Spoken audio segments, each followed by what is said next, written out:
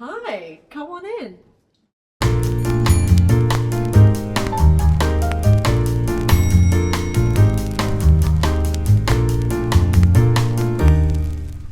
Hi, Domenica. Hi. Thank you for inviting me into your beautiful hotel room. Thank you for coming. So we're in the Ham Yard in Soho today. Why are you here? Why have you picked this place? I love this place because it always feels like a bit of a slice of home. Well, not home, but a coziness in the heart of London where you feel if it's suddenly raining, you can pop in for a cup of tea or you can come for a cocktail with your best friends. And I think the interiors and the kind of almost like the materials that they use, it just feels like a bit of a warm hug, and it feels just so colourful, and yeah, I think it just gives off a very homely vibe. Have you ever been to the bar down? I think it's on the ground floor. Bowling alley one? Yeah. No, I've actually never been. Have you seen pictures of it? No. So it's the one that has the kind of neon, just married, or Yes, there you I go. have seen that. Neon lights. Yeah, it's got this helter-skelter. It's got a bit of a fairground vibe to it. It's very, very cool. Yeah, it's one of the first hotels that I can think of actually that sort of cornered the market when it came to those really Instagrammable vistas and spots within the decor. Yeah. And loads of people had photos taken in those areas. And I know that's not what it's all about, but they've nailed it, haven't they? And those really kind of spaces have followed suit. So. Yeah, and I'm a huge fan of interiors, honestly. So coming to a place that's just got wonderful colour and interesting way of putting pattern together, I'm always interested by that. Yeah, I agree. So yeah. And can we just cut to the chase and get straight into the food? Because that pornstar martini is just smiling at me. So, first things first.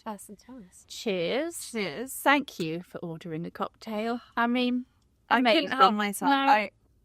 So, what are we eating today, and kind of why have you ordered what you've ordered? So, first of all, the pornstar martini. I do have a taste bud of a 12-year-old. Okay. So, were you drinking pornstar martinis when you were doing? No. So say you were my kind of gal.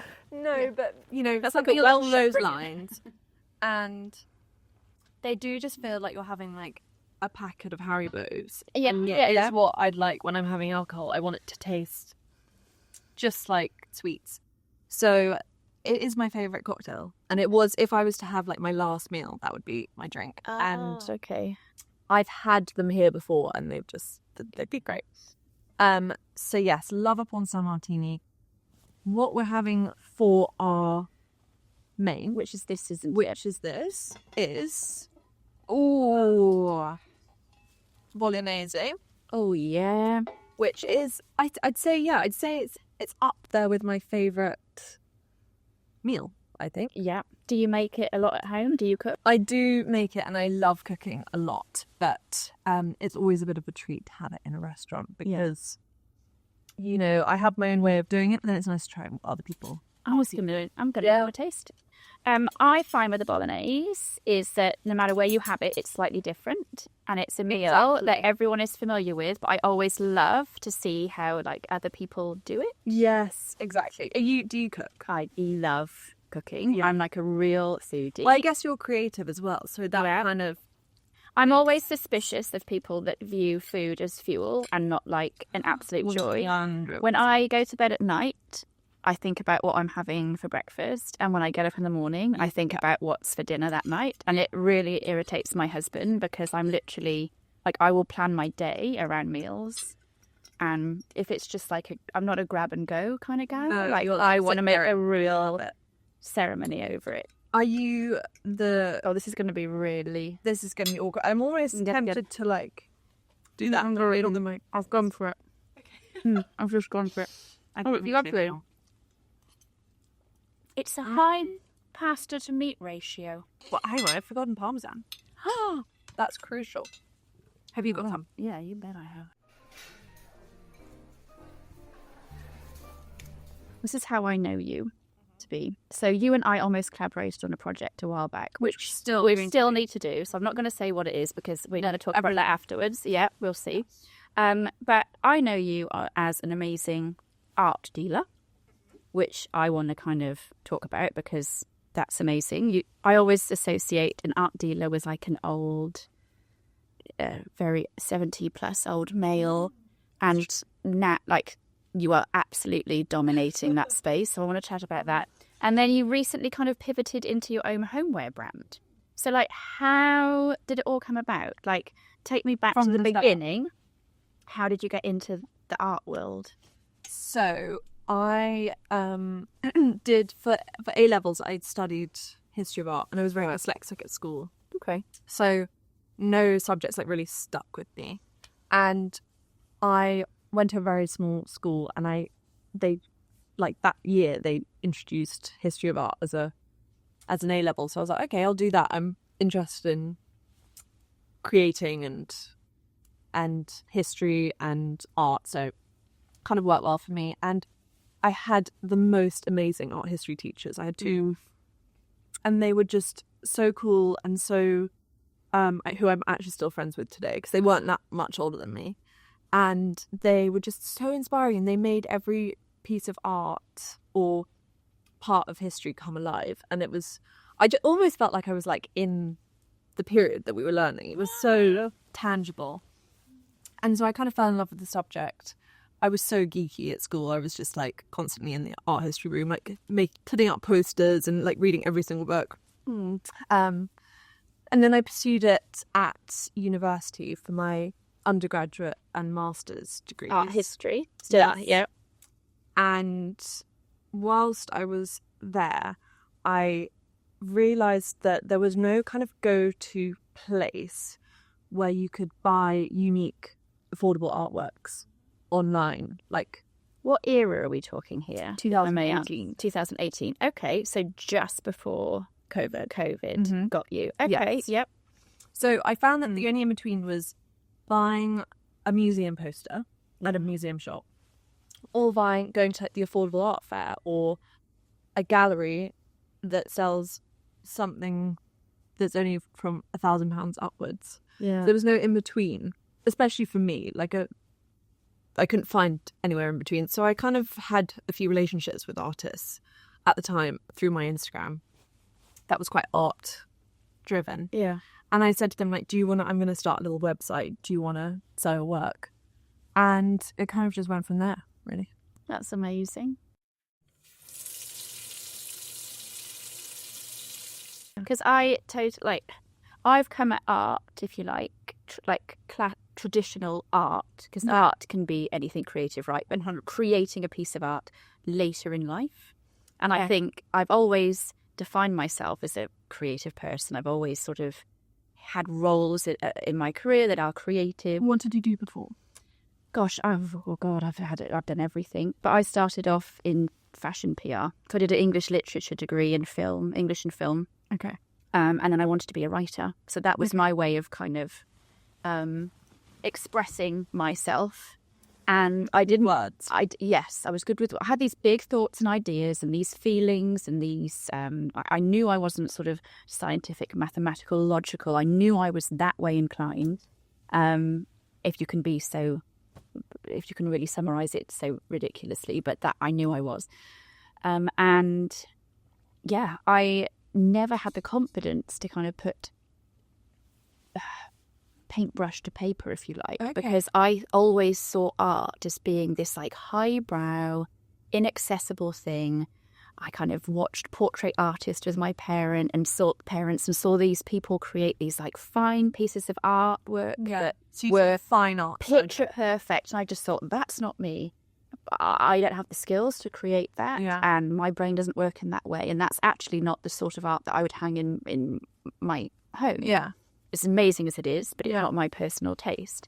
So it's only kind of through experience in the industry, I guess, and through confidence with myself and experimenting, have I been able to identify, to use a really woke term, but like as an artist. Yeah. And had to, I suppose the confidence to sort of step into that world. And was there a moment that suddenly you got confidence to do that? I think it was where, we were speaking off camera earlier. I have my agency, Studio Collective, and through that we do a lot of brand events and brand work for kind of big luxury brands, and we do styling for events and we do campaigns and that sort of thing. And in order to win a job or express a concept to a client, you have to draw. visualize it. And rather than using graphic design or a CAD designer to do these like incredible, to scale perfect pictures, I would sketch everything out. Mm-hmm. And that I started getting noticed for sketching those sketches. So my clients would be like, "Oh, that's really sweet. Who did that?" And then when I admitted it was me, they then wanted to incorporate that work into their projects. So that's what the confident. Your talent found you, kind of. Yeah, I guess. And at that point, what was a hobby kind of turned into something where I was like, do you know what? I might be able to do something with this. Let's give it a go. And then family and friends would ask me to do their like wedding invitations or, do a picture for their kid's bedroom or something. So I kind of dipped my toe in the water and started producing stuff to a brief and to a deadline. And then that allowed me to kind of experiment with my style. And then from that point onwards, I was like, I'm just going to paint and draw and create, not for a client, not for anyone, but just produce what's inside me and see if it's any good. Yeah. And It's kind of how it helped the amazing artists that we work with. They actually all do similar kind of concept to you, where they create artworks, but then on the site they're doing kind of wedding invitations and invitation cards, because that's just an extension of like the creativity, and it's and especially because we work in the sphere of affordable art. Yes. You can there is no boundary between the two. So you can be a bit more free.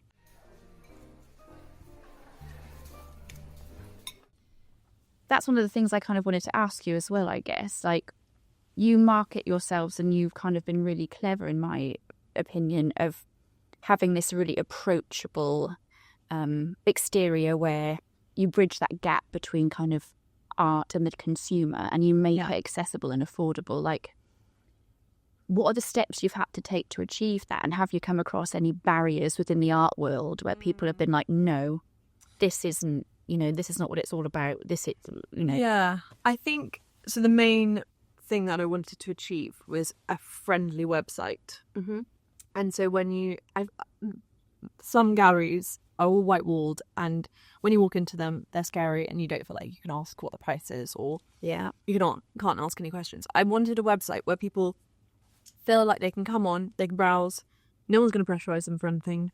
They can see if they like anything. If they don't need anything. If they do, they can purchase something. Yeah. And as a big consumer and shopper myself, if I like a brand, I will try and I will always want to have something from them, whether it's like something for £50, or if I can afford to, something a bit more. And I wanted to make a space where anyone can feel like they can come buy something. There's something for £10 on there, or there's something for £500. And I think having friendly price points makes people feel a bit more at ease. Yeah. And that they belong. Yeah. It's that Pretty Woman moment, right? Where you go into the Beverly Hills boutique and they take one look at you and they're like, you don't belong here.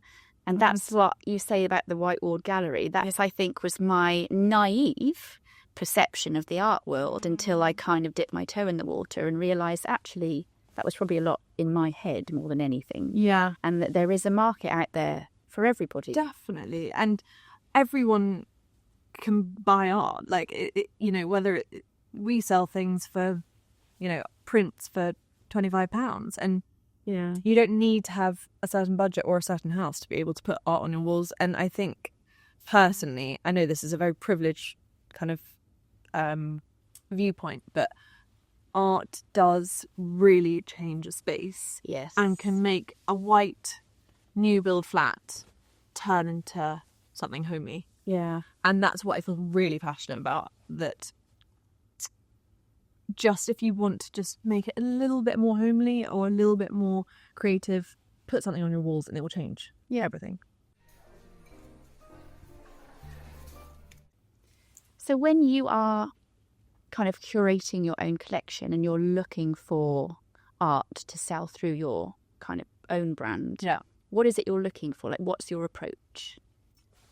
I I go on just my taste, really. Yeah. And Okay, why not? I go on if I'd have that on my wall, which for me was the most important. Okay, I never had a business plan. I never wrote down anything about my business before I started. I just made a website and went.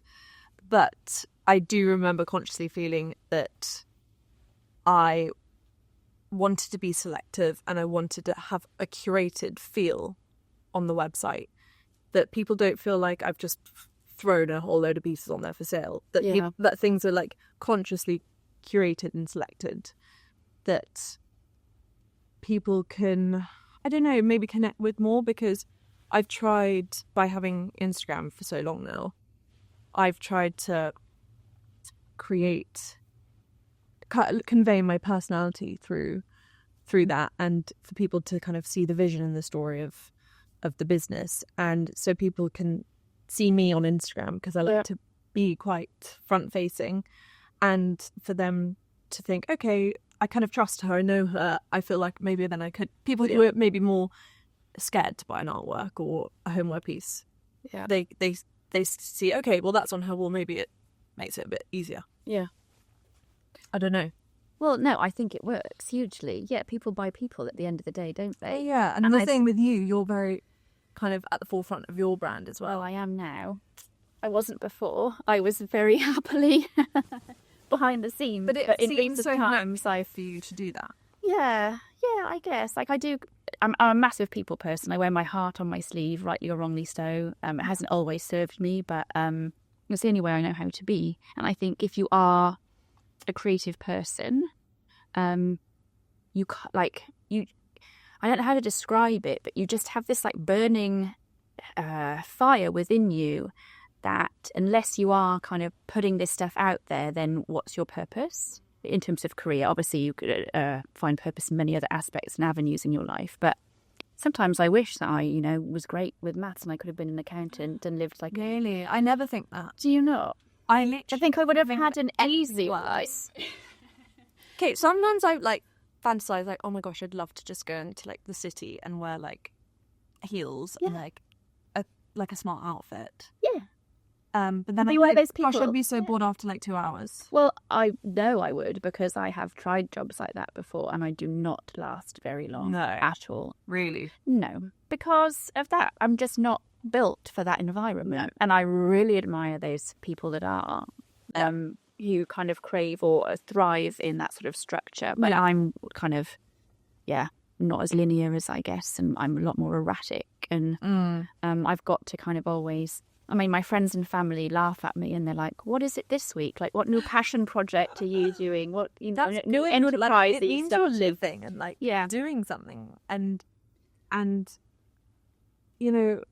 some people I feel like work out if they want to be in just the same job, and that works for them. Like being in the same job, knowing where they stand every day. Yeah. Other people like you and maybe me, they like excitement and new ideas kind of keeps them going.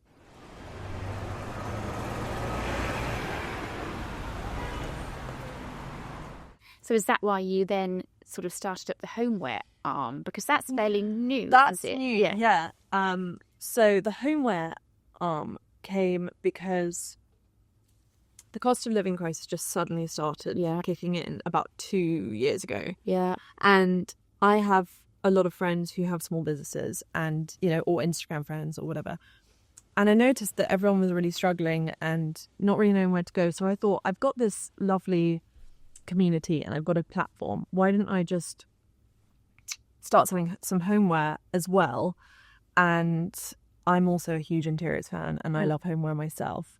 And I see art and homeware like completely go hand in hand. Without the two, you can't. It's not the same. Yeah.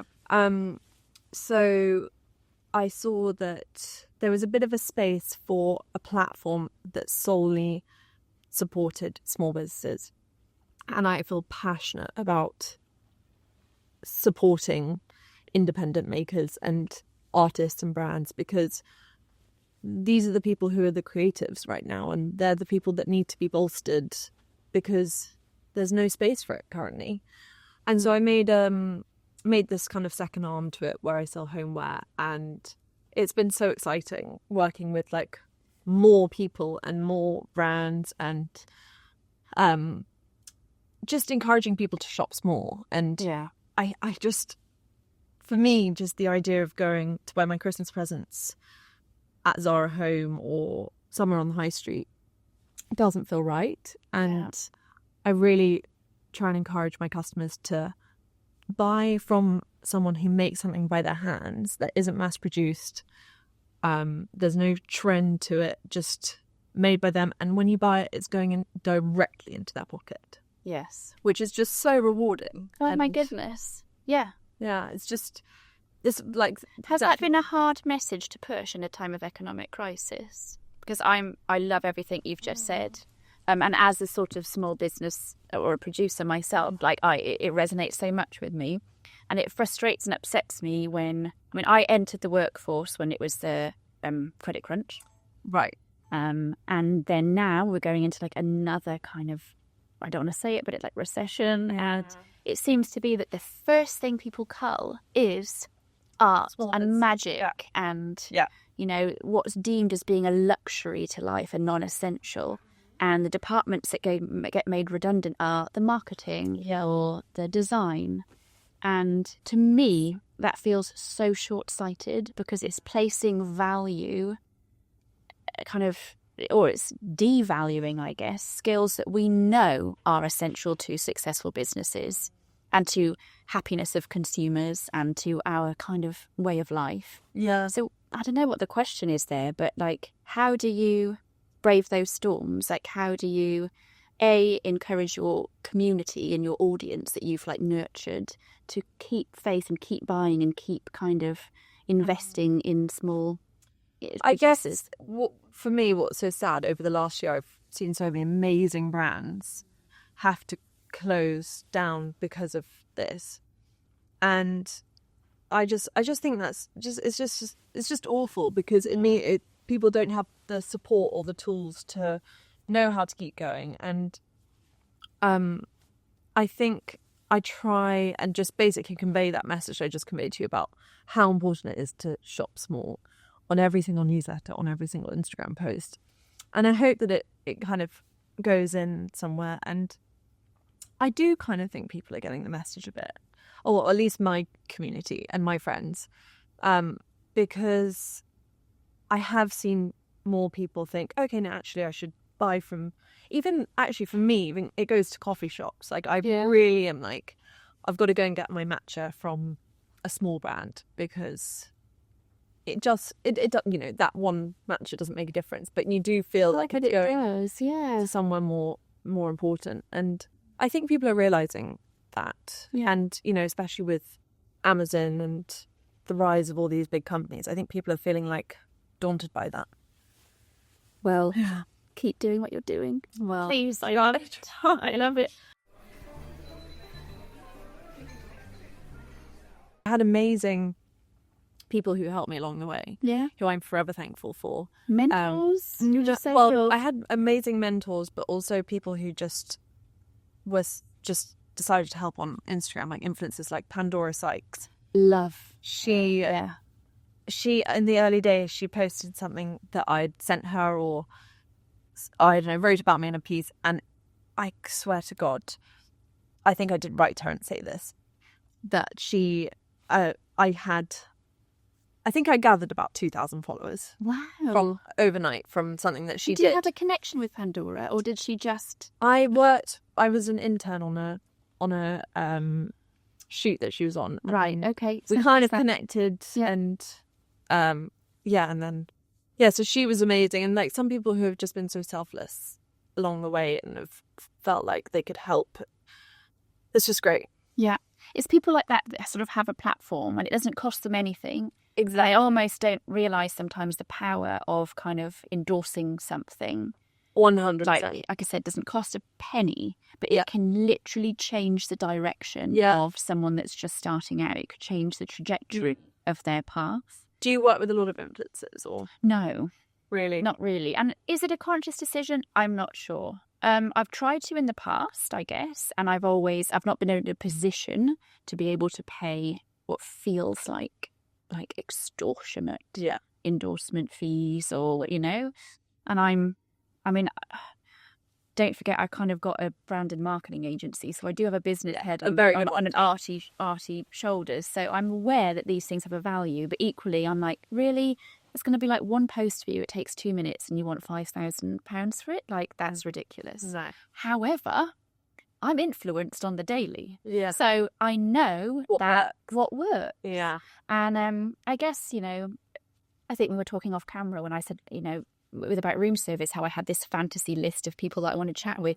I have this fantasy list of people that I personally engage with on social. Yeah. So for me, Are they big or small influencers? So I would say, and all of them have like a artistic undercurrent. They're not influencers for influencers' sake. Yeah. They're not sort of, and there's nothing wrong with this, but they're not sort of ex-Love Island that's had that sort of platform and gone down that path. They are someone that's come from, you know, I'll give her a shout out, Sarah Corbett-Winder, the wardrobe whisperer, for example. She's been amazing to me as well. Has she? Yeah. So I've got a lot of time for someone like that who has done the hard craft. She's comes from a background that's sort of in the fashion industry, and then she's sort of been really savvy with how she's turned that into her own platform. She's now such a style, like such a style icon. Identity. She's not afraid to take the mickey out of herself. Anything that I've reached out to her for, she's never once asked for a penny. If she believes in you, she will support you. And I wish her every success. I hope that she'll be sat next to me one day soon. And she has also started her own brand. So she's got real kind of sort of credibility behind her influence. Yes. You know, and I really respect that. I want to know what's under here, please. Okay. I think it is this. Oh, wow. Oh, hello. It's the Hamyard, like, Snicker. They're in Oh, the smell of that. Like, it just... Like, oh, yeah, it smells really good. Unleashed it. It literally does smell like a Snickers. Oh, God, it looks so good. Is someone going to take a photo of this? That's my Instagram brain going. I've got a Parmesan stick. Forget the photo. Get it in here, love. So... Okay, why? Just because what did you say? The palate of a 12-year-old? Yeah, so again, my friends, my family know that I've got the biggest sweet tooth. And I kind of, at the end of the day, I do slightly prefer it to savoury. Almost. So it's a little bit kind of, it is a bit too far. My birthday was just recently, and instead of kind of birthday presents, people just gave me sweet treats. And that's where we are. Like, I have had so many brownies and cakes in my house currently because I'm just working my way through, because people know that I love sweet treats. And has that always been the case? Yep. Yeah, okay. Yep. See, I have had sweets as I've got older. Oh, really? I say sweets or chocolate? Well, always chocolate above sweets for me. But I never used to have a sweet tooth. Growing up, we had like a treat drawer that was chockers with sweets, chocolate, and we were allowed to kind of go in it whenever. And my parents always say, because it wasn't like a forbidden fruit, that's why both of their daughters don't really care for sweet things. So I try to implement the same system in my own home, and my son will literally be there like deep throaty carrios if he could get away with it. Yeah. So you're still going to continue that? I do, because I don't want it to be like the forbidden fruit and that he craves it, but I have to limit it. He's not allowed the same as what I had growing up, which was whenever you want it, because he will, like, nail the sweets. Interesting. Right. So I want to ask you the big boy question now, which is kind of what I always end with. So I want to know one thing that scares you, one thing that inspires you, and what would you want to be remembered for? Like, what is your legacy, or will be in many years from now? But you get what I'm saying. Okay. So I'd say the thing that scares me is not being known as a kind person, which sounds really cringe, but I'd be really horrified if someone said to someone, "Oh, Domenica, she's not that nice." I just, kindness, I think, for me, has been at the forefront of running my business and interacting with people.